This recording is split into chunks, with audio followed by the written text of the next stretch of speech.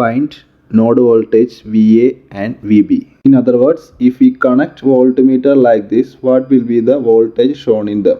അതായത് നമ്മൾ ഈ ചിത്രത്തിൽ കാണുന്ന പോലെ രണ്ട് വോൾട്ട് മീറ്റർ എയിലും ബിയിലും ഘടിപ്പിക്കുകയാണെങ്കിൽ ആ വോൾട്ട് മീറ്റർ എത്ര വോൾട്ടേജ് വെച്ച് കാണിക്കും? അതാണ് ചോദ്യം. So here we have two nodes A and B and a ground terminal. So apply KCL on each node. ഓരോ നോഡിലും KCL അപ്ലൈ ചെയ്യുക. സോ നോഡ് ബിയിൽ KCL അപ്ലൈ ചെയ്യുകയാണെങ്കിൽ I3 = I1 + I2 എന്ന് എഴുതാം. അതായത് I3 എന്ന് പറയുന്നത് ഒരു ഔട്ട് ഗോയിങ് കറണ്ടും 2 ഓം റെസിസ്റ്റൻസിലേക്ക് കൂടെ പോകുന്ന ഔട്ട് ഗോയിങ് കറണ്ടും I1 + I2 എന്ന് പറയുന്നത് ഇൻകമ്മിങ്, അതായത് നോഡ് ബിയിലേക്ക് വരുന്ന ഇൻകമ്മിങ് കറണ്ടുമാണ്.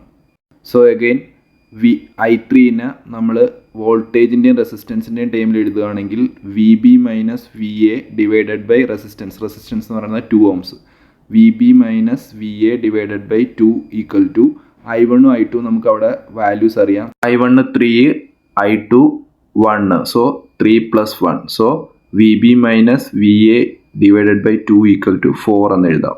സോ നമുക്ക് നോഡ് ബിയിൽ VB - VA ഡിവൈഡ് ബൈ 2 = 4 എന്നൊരു ഇക്വേഷൻ കിട്ടി.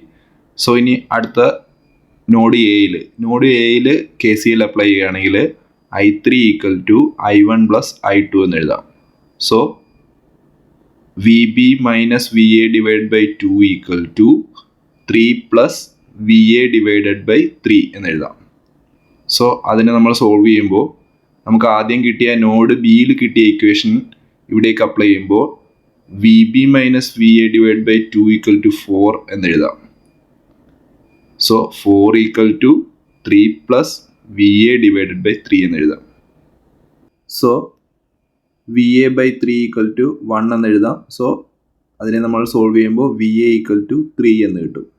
സോ ഈ കിട്ടിയ VA = 3നെ നമ്മളുടെ ആദ്യത്തെ ഇക്വേഷനായ VB - VA divide by 2 = 4 apply ചെയ്യുകയാണെങ്കിൽ VB - 3 ഡിവൈഡഡ് ബൈ 2 = 4 എന്ന് എഴുതാം. നമുക്കതിനെ സോൾവ് ചെയ്തിട്ട് അവസാനം VB = 11 വോൾട്ട് എന്ന് കിട്ടും. സോ ഈ കാണുന്നത് അതിൻ്റെ ഒരു സിമുലേറ്റഡ് വീഡിയോ ആണ്. സോ ആ വോൾട്ട് മീറ്ററിൽ 3 വോൾട്ടും 11 വോൾട്ടും കാണിക്കുന്നതായിട്ട് നമുക്ക് കാണാൻ പറ്റും. Okay, thanks for watching. Video നിങ്ങൾക്ക് ഉപകാരപ്രദമായെങ്കിൽ ചാനൽ ഒന്ന് സബ്സ്ക്രൈബ് ചെയ്ത് സപ്പോർട്ട് ചെയ്യുക.